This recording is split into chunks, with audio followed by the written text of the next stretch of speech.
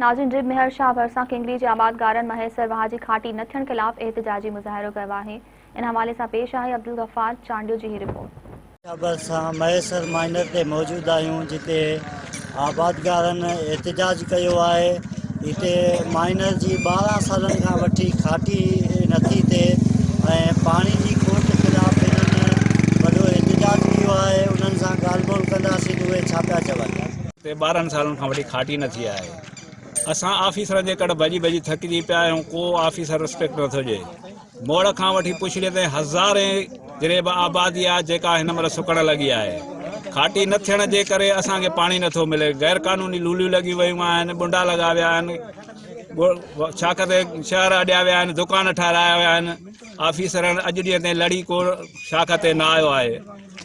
ऑफिसरनि खे इहा बि ख़बर न आहे, जेके हींअर मोकिलिया अथऊं उन्हनि खे इहा बि ख़बर न आहे त महेसर शाख आहे किथे।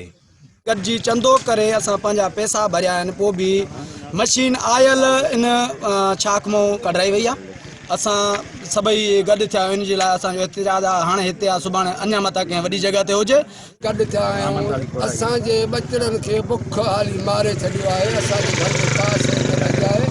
कलर बि महांगा थी विया आहिनि। 72 माण्हू व्याज जी बोरियुनि जी रक़म 1600 रुपया गवर्नमेंट कानून आहे त असांखां 2500 रुपया कटिया था वञनि पिया।